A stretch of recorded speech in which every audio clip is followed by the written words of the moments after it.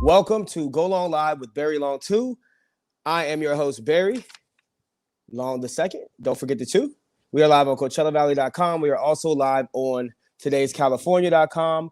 We are live on today'scanada.com. We are very excited and very pleased to announce that we are live on today'scanada.com. So shout out to everybody who's out there in Canada tuning in live.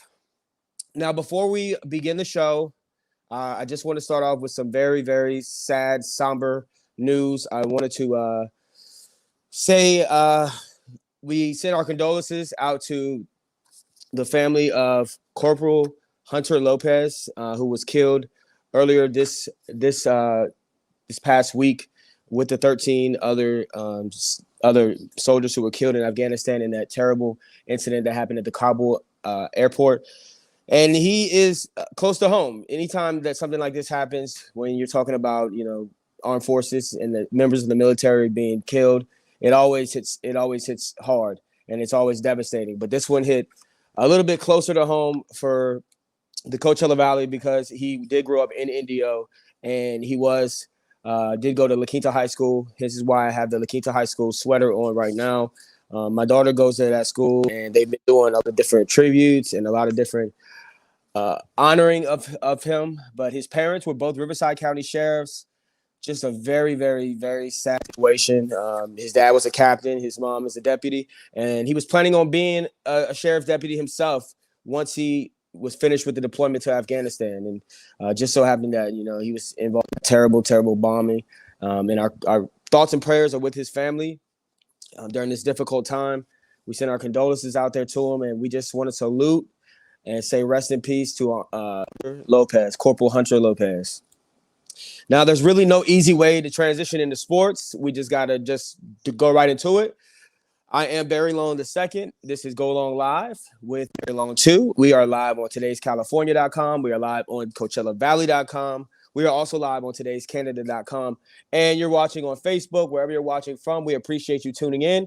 And I just want to say everybody who's out there on the East Coast or where there's tornadoes and all those floods and everything is going on, please be safe out there. We know that this is a show that is you can catch online. So there are people in New York right now watching. And we just want to say, please get to higher ground. I've heard from a few different news sources that a lot of people were passing away because their basement apartments were getting flooded. So that's the terrifying thing. There's video circulating on Twitter and on Instagram and all over social media with, it shows the rushing water coming into their apartments. Just a very, very scary situation. We've had some crazy situations with this weather, man. From the wildfires out here to the hurricanes to the floods all over the world. And now it's hitting America. So please be safe out there. And it's even caused some teams to have to move places. So you got the New Orleans Saints that had to move to Dallas temporarily, probably won't even be able to play week 1 at home because of weather. And we might see weather affect other games and other sports as well, especially baseball. And baseball is heating up. We're getting close to the pennant race. We are going to be talking baseball within the next couple of weeks. I know a lot of people have been dying for us to get into that baseball, but usually it moves the needle once it gets closer to the playoffs. So do not worry. Go Long Live will address the baseball stuff going on. Shout out to my Dodgers who just first place. I'm excited for that. But yeah, we begin with some NFL news. Some sad news for a guy who we thought that he was going to be immersed in this wonderful quarterback controversy, this quarterback competition. We've seen a lot of quarterback competitions around the NFL that have been very intriguing, from New England to New Orleans to San Francisco to Green Bay and on and on. And we did a little bit of guessing and estimating and seeing who would probably start the season and who would finish the season if you've been following the show. And I, for one, thought that the situation in New England was pretty much figured out. I believed that, Cam Newton was probably going to be the starter for the season. And I thought maybe he wouldn't last half of the season. I honestly believe that Mac Jones was a ready to play right now kind of guy, one of the most polished college quarterbacks that we drafted in the first round in quite some time, probably besides Trevor Lawrence. But this guy has got the reps with basically an NFL team already because Alabama is loaded. Even the string guys could start on most college teams. But yeah, we thought Cam Newton would be the starter going into the season. Mac Jones would take the clipboard, have the headset on. He would learn how to be a pro, how to do certain things. It would take him a while to pick up this complex Josh McDaniels offense. But no, my man stepped right in right away and became the starter this week of the New England Patriots, which is for a lot of Patriots fans. You might as well get the show started now. If he's able to pick up that complex offense, which we haven't seen a lot of people be able to pick up that complex offense. As wide receivers, where you don't need to know as much of the playbook as the quarterback does. You saw Chad Ochocinco come in and try to learn that offense and was released within like 5 games. We've seen other players, other receivers, running backs, other offensive linemen come in and not be able to pick up the schemes that Josh McDaniels is running and not be able to conform to the Patriot way and have been shown the door earlier than need be. But not Mac Jones. Mac Jones comes in. He performs like a veteran. They get to see him in a couple preseason games where he looks at okay. But then they get to see him in these joint practices, which the NFL is putting more emphasis on. They're playing their starters in these joint practices much more than they are in preseason games. And Bill Belichick got to sit back and see what this kid can do against number ones 3 days in a row and was like, hey, man, this guy is ready right now. Josh McDaniels said this guy is ready right now. So Cam Newton is not the starter for the New England Patriots. Now, here's the shocking part. They have released Cam Newton. Cam Newton has been released by the New England Patriots. That's a terrible picture of Cam Newton. This is what we're known for here on Go Long Live with Barry Long 2. We get ugly pictures of people. He looks 5150 right there. He looks like he's missing a screw or two. Let's get a better picture of Cam Newton. Cam Newton doesn't take all that great pictures. For a guy that has such $1 million smile and is so photogenic, it's hard to find good pictures of Cam Newton on Google. and Cam Newton he's never really chewed. He's never really had a mouthpiece. He's always chewing gum, which always frustrates me because if you play football, you need a mouthpiece. That thing saves you from a lot more than just chipped teeth. It can save you from a broken jaw, from a lot of different things. And I don't think I've ever seen Cam Newton wear a mouthpiece, which is dangerous. But he's chewing gum. He's always chewing gum. And I have a confession to make before I get any deeper into Cam Newton. I have a fear, one fear, and it is of chewing gum. And I know it's weird. It makes me weird. But when I was a kid, my cousin and my sister, they held me down, and they took that little silver wrapper from the chewing gum, the double mint chewing gum, and they rubbed it into my skin. I'm like 5-6 years old. And for a long period of time. And for about 3 weeks, I smelled like Wrigley's double mint chewing gum. And I mean, I'm throwing up. So I'm traumatized. So when I see gum, I'm So that picture creeps me out a little bit. But now back to Newton. He has been a wonderful, wonderful quarterback in this league for a few years. We saw flashes of greatness from him. We saw him take the Carolina Panthers to the Super Bowl in 2015. He was the NFL MVP. It was an exciting season. This is the season where they were dabbing and they were scoring touchdowns and passing out touchdown footballs to all the kids in the stands. It was just an exciting season. And he did it with limited weapons. I mean, his best receiver was Ted Ginn Jr. Stewart was his best running back. Limited weapons. His main weapon was Greg Olsen, his tight end, and it was basically all about him. And the offense was ran and by Norv Turner, who understood how to put Cam Newton in the right positions to be successful. They had a great defense led by Luke Kuechly and Thomas Davis Sr. It was a great year. It was a fun year. And they lost in the Super Bowl. Cam Newton pouted after the game in the post-conference, in the press conference. He was widely criticized for that. We also saw him come back the following year, start 6-2, then have that devastating shoulder injury, which he never really has recovered from.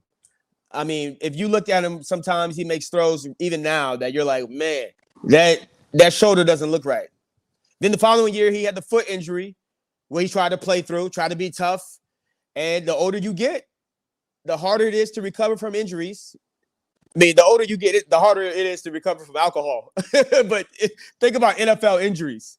The older you get, so yeah, I mean, these injuries have been piling up and they've been lingering, and it finally culminated to a point where he is now being released by the Patriots. And he comes up with this statement that he posted on Instagram. It says, "I first of all, he writes in hieroglyphs. It looks like Arabic writing or Thai writing.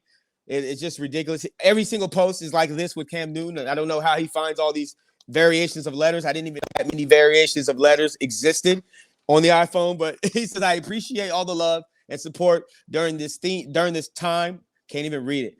But I must say, please don't feel sorry for me. I'm hashtag one finger, one pinky, one thumb. So he's saying that he's good. I take this as him saying, you know what? I don't really need football. Football doesn't define me. I am, much more outside of what I am on the field. And that's good for him. But ultimately, we didn't even know if he would last this long in New England. And there's a lot of different things that come along with having Cam Newton on your team. You be able to change the offense a little bit around him to support his skill set. That's what Josh McDaniels had to do. We haven't seen him have to make adjustments to his playbook in years because Tom Brady was the one that was running the show. He had to change his style of coaching for Tim Tebow when he was the head coach in Denver. But other than that, it's been, hey, you got to conform to what Josh McDaniels does. And we saw him, center the offense around Cam Newton, running the play option read, the read option. And we do a lot of different things differently. But Cam Newton just wasn't able to impress enough and move the needle enough more than Mac Jones in order to become the quarterback. And Mac Jones is the starting quarterback. And I think it's a great look for this team. I think, there are going to be some growing pains. There are going to be some rookie mistakes along the way. But I think it's better to put him out there now. And when it comes to making rookie mistakes, I think Mac Jones is the most polished guy to be in that position. And I think that he will make the least amount of rookie mistakes that we'll see from quarterbacks this season, including Trevor Lawrence. Mark my words. So Cam Newton has been released, and there are other teams that are thinking about bringing him in. But when you bring in a guy like Cam Newton, you bring in a guy that is a very, very positive guy in the locker room, has a lot of ride or die kind of teammates, and each stop he's been to, he's a guy that people gravitate towards. He's a guy that has a lot of swag. He's a guy that can change a play on any given play in the game. But he's a guy that we don't know how long he'll be around because the style in plays does not lend itself to longevity. He didn't develop his passing enough in the early years in order to sustain a long career like a Tom Brady. And I'm not saying he's Ben Simmons, who basically doesn't work on free throw shooting at all and doesn't care, it feels like. I'm saying that he didn't develop his passing enough. And when you look at a guy like Lamar Jackson is somebody who needs to look at this dude right here and look at what happened to RG3 and needs to say to himself, do I want to play in this league for 50 years or do I want to play in this league for 6 or 7 years and do it at a high level? And I think that he needs to look himself in the mirror and say, hey, man, I need to learn how to develop my passing skills outside of the numbers, not just to my tight ends, just to my check downs, outside of the numbers, or else I'm going to be looking like Cam Newton, like RG3, because these are 300-pound plus bodies falling on top of you, hitting at the most vulnerable spots in your body, rocking you, giving you concussions that you may never recover from, may never be the same again after. This is the NFL. It stands for not long. So at the end of the day, Lamar Jackson needs to look at himself in the mirror and say, hey, this is Cam Newton all over again. And Cam Newton needs to look at himself in the mirror and needs to humble himself. Hey, let me not try to be, just because I was the man where the both places that I played, just because I am Cam Newton and I'm a former NFL MVP of this league and I've led a team to a Super Bowl loss, I demand to be a starter. Maybe he should take a note out of Carmelo Anthony's playbook and say, hey, maybe I don't have to be a starter. Maybe I can go and come off the bench and contribute. Maybe I can be a guy that has the clipboard and the headset on, and I can help out a young quarterback that's trying to find his way in the league like I once was. There are places that Cam Newton could potentially end up. We are looking at a few different teams. And by the way, this is Go Long Live with Barry Long 2. Don't forget the 2. I am Barry Long the second. We are live on CoachellaValley.com, live on today's Canada.com, as well as today's California.com. Now, there's a lot of different places that Cam Newton could potentially end up. I got a list of a few teams here, 7 teams that I think that would, make sense for Cam Newton. I think the Redskins is a good place for Cam Newton because of Ron Rivera being head coach. That was the head coach that he had in Carolina. They have a very good rapport with each other.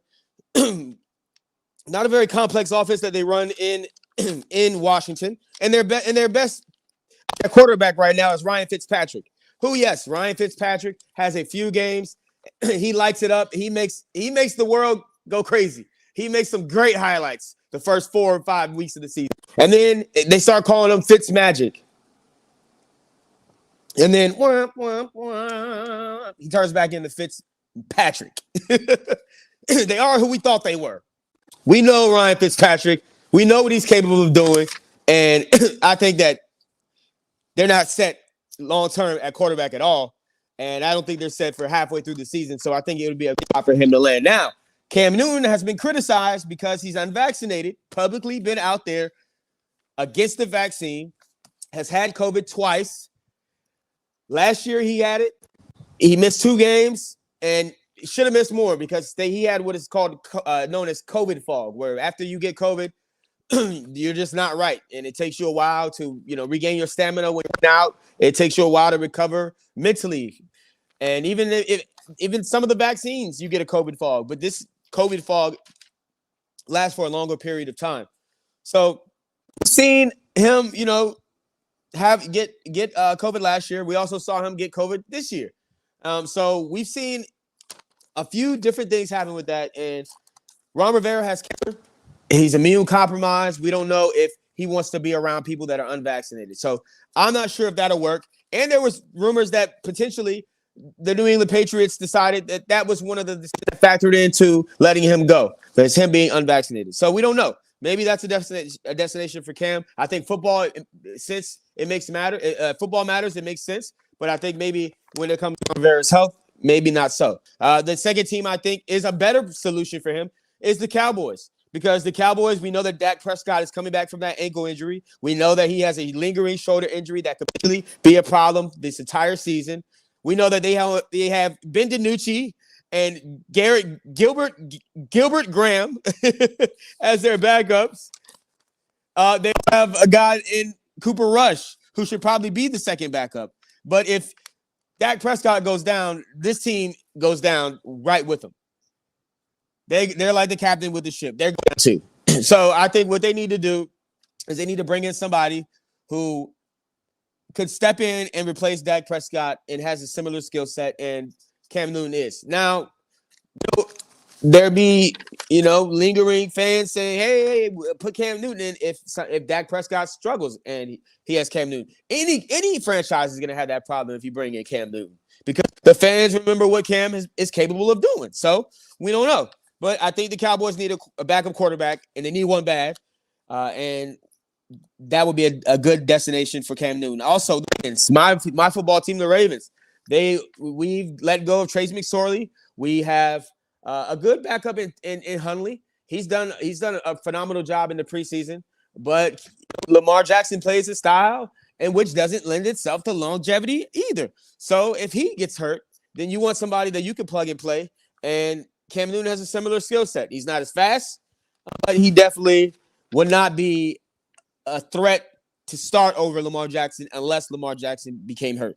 So I think the Ravens are another option. I think the Tampa Bay Buccaneers are a good option because we don't know how Tom Brady's going to play in this league. I mean, we didn't think he'd be playing this long. We don't know. So I wouldn't doubt him to be playing the next 3 seasons. But he played with a torn NCL season, and he's getting old. He's been getting old, but he could go next season. He could retire after this season. And you want a guy that can step right in, and Blaine Gabbert is their backup quarterback. They need a better backup quarterback. Hell, what if something happens to Tom Brady this season? Then you got Blaine Gabbert leading that amazing offense, all those weapons with no trigger man. You got all them guns, and you got nobody to shoot it. And, so you might need somebody that can step in and fire that trigger.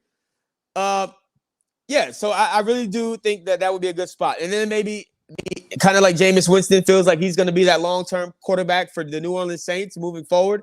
Maybe Cam Newton steps in and revives his career underneath Tom Brady, much like Jameis Winston did with Drew Brees. And maybe moving forward, Cam Newton is the quarterback of the Tampa Bay Buccaneers for the next few years. Who knows? We don't know. Another place he can land, the Colts, but we don't. We know that Carson Wentz is potentially going to play week 1, but we don't know how healthy he is. They don't really have a viable backup option. So Jacob Eason is their backup. So we don't know what's going to happen there. So, but if you do bring in Cam Newton, we've seen in the past that Carson Wentz can get his feathers ruffled, and he can get a little uptight, and he can get a little bit down disrespectful, and it can affect them. And so if you bring in Cam Newton, it could be like, if you thought Jalen Hurts was going to make Carson Wentz be upset and go crazy and have all these in the locker room, imagine what Cam Newton would do under his skin. So I don't know if the Colts works, but I think football, it makes sense. The Texans, we do not know what's going to happen with Deshaun Watson. We just don't. And they got him listed as the 4th string quarterback. They need a quarterback bad. They do have Tyrod Taylor who can step in, but Cam Newton is a better option than Tyrod Taylor. Even though I'm from the 757 and I love me some Tyrod Taylor, Cam Newton is better than Tyrod Taylor. So that also works. I also think that the Lions make sense. So we'll see, because Jared Goff he's not exactly a franchise quarterback in my opinion. So we are live here on Go Long Live 2 with Barry. Go Long Live with Barry Long 2. I am Barry Long II. We are on CoachellaValley.com. We are also on today'sCan.com and today'sCalifornia.com. You can comment on the show, and I will bring up your comments. Shout out to Sergio Alves, says BOA Tarde. Okay, shout out to him. Appreciate him for tuning in as well. We've also had some other NFL news that we wanted to talk about. 20 minutes talking about Cam Newton. It'll be interesting if Cam Newton does bounce back. A guy who may not bounce back at all this season, well, he definitely won't, is J.K. Dobbins from the Ravens. Now, we had Captain Defense, the super fan, on the show last week, and we talked about, what players he thought was going to have a breakout season this year for the Ravens. And J.K. Dobbins out of Ohio State, his second year being the running back for this team, we thought he might be to step up and really make a difference, because he can catch the ball out of the backfield. He can run downhill. He can run to the edge. He can do it all. And he tore his ACL in the final preseason game of the season for the Ravens. So they're down to just Gus Edwards as the quarterback and Justice Hill, looking at bringing in potentially another running back. Thinking maybe they will bring in that we've heard some random names. We've heard Todd Gurley of all people, and that is an all right picture of Todd Gurley. But Todd Gurley, we know he played with the Rams on their Super Bowl. But there was this questionable injury that they were hiding for quite some time, and we didn't know what was wrong with him. And they ended up moving forward with him after they lost the Super Bowl that year to the Patriots, and he ended up with the Atlanta Falcons, and he just has not been the same since. So I do not think that bringing in Todd Gurley is going to really help this offense. I think that there are other guys out there that you could potentially look at, and we are going to talk about those people on Monday because we are running out of time. And we might see some moves from here until then for these Ravens. But it'll be interesting to see. Now, we saw another move that was made for in the NFC East. This is Gardner Minshew was traded from the Jacksonville Jaguars after Urban Meyer named Trevor Lawrence his starter.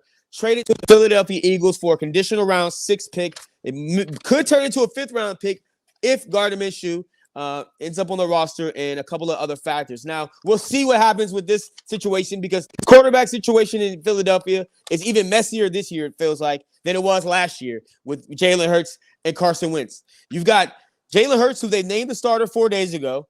They brought in Joe Flacco, who's won a Super Bowl, who's not really Joe Flacco at this point anymore. He's kind of just Joe. But then they bring in Gardner Minshew, who was a starter in this league also. So if you were trying to have confidence in Jalen Hurts and saying, hey, man, you are our guy moving forward, why do you bring in another starting caliber quarterback in this league to this team. Now, I know Howie Roseman, the GM, he's always been a guy that likes to have 3 quarterbacks on the roster, and there are guys like that, and there have been guys like that since the NFL has been in existence, but 3 guys that can either easily start when in this league if somebody else goes down on any other team. It's just beyond my comprehension because Jalen Hurts he only went with 3 last year. And yeah, maybe you're not sold on him, but if you are giving him the keys to the car, then you need to make sure that he's the only driver. Because the controversy, 2 games, the controversy from that fan base will be loud. It will be loud, and they will be saying, "Hey, get him out of here. We got Flacco. They'll be calling for Flacco. Then Flacco's bad for 2 games. Then they'll be calling for Gardner Minshew." So I think that this is just a messy situation that we're gonna start to see. And who knows? I mean, maybe you bring in Gardner Minshew as a backup because Jalen Hurts could get hurt because he does run the football. But I think that he's going to pass the football more so than a Lamar Jackson, more so than a Cam Newton early on in his career. So we'll see. But yes, this is an interesting situation that is developing up there in Philadelphia, and it'll be interesting to see how it all plays out. Now, before we go, we want to real quick mention some NBA news. We had a few guys that were moving this week. We had Paul Millsap, who we've seen. He's a veteran in this league. He's been a long time five position player. He's played the centers. He's also played the power forward late in his career, a stretch for many different teams. He is now signed with the Brooklyn Nets. So the Brooklyn Nets roster got a little bit better, but not very good. And, then we've seen another veteran that's experienced in this league go to the Lakers and adding on to the oldest roster in NBA history. A lot of people are calling them the LARP League squad. But they've got Rajon Rondo, and I don't know what the hell that is on top of his hair. So glad he got rid of that haircut. But they got Rajon Rondo, and he's now 1 year, $2.6 million roster deal to be on this roster. And Rob Pelinka, he's gotten a lot of criticism over the past few years. But what Rob Pelinka has been able to do is turn over the roster many times with LeBron James. And it's hard to build a roster around LeBron James. You've got to have shooting. You've got to have big men that will clear out of the lane at any given time so that LeBron can have access to the. So Rob Pelinka has, been widely criticized before he got the first roster with LeBron. After he traded away Josh Hart, Lonzo Ball, Brandon Ingram, and others, we saw him get criticized, for bringing in a very thin roster around AD and LeBron. Saw them win a championship. Saw him revamp the roster last year, and got criticized for bringing in guys like Dennis Schroeder, but he was able to change it up again. And I think that it's just for all the criticism that he gets, he's not as bad as Milek was. he's a damn good GM, and he deserves a lot of credit. But we'll see. This is an old squad. This is an old roster. Maybe they make it, maybe they don't. But I do still believe that it will be Lakers and the Nets when all is said and done in the NBA. Now, we are Go Long Live. This is Barry Long 2 coming at you live from Indio, California. We are on today'scalifornia.com, today'scanada.com, as well as CoachellaValley.com. Thank you to Craig Campbell for the platform. We appreciate everything. We're going to leave you guys with the meme of the day like we always do. We always have to have the meme of the day in the show. Sometimes we do it at the beginning, sometimes at the end. I thought this was pretty entertaining. This is Snoop Dogg, the bounty hunter. Isn't that great? The internet is undefeated. I love the internet, man. It's you can find so many good different memes and so many different good things on the internet. But yeah, that is a perfect mixture of Snoop Dogg and Dog the Bounty Hunter. If they had a baby, it would definitely look like that. So we are Go Long Live with Very Long 2. And once again, I just want to say before we end the show, rest in peace to Corporal Hunter Lopez, who lost his life this past week in that bombing in Afghanistan. And our thoughts and prayers are with his family. The Lopez family, we send our condolences to you guys. And I just want to say, salute to him and rest in peace to Hunter Lopez. And I also want to say thank you to everybody who was tuning in today. We appreciate the love. We appreciate you sharing the post. We appreciate you following. We took a week off this past week. Had to recharge our batteries. and take a little staycation. But we're back. Football season starts on this coming Thursday. So we'll be back with Monday, Wednesday, Friday consistently. And just remember, moving forward, man, 3 things. FMI, stay focused, stay motivated, stay inspired, and remember, you are capable of anything. Till next time.